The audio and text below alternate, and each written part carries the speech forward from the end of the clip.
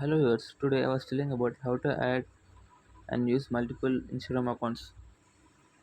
First of all, you need to go to Instagram account, and here we have two features to log in our accounts.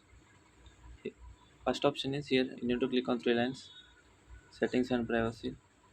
Scroll down. Here you can see the add account, login and existing.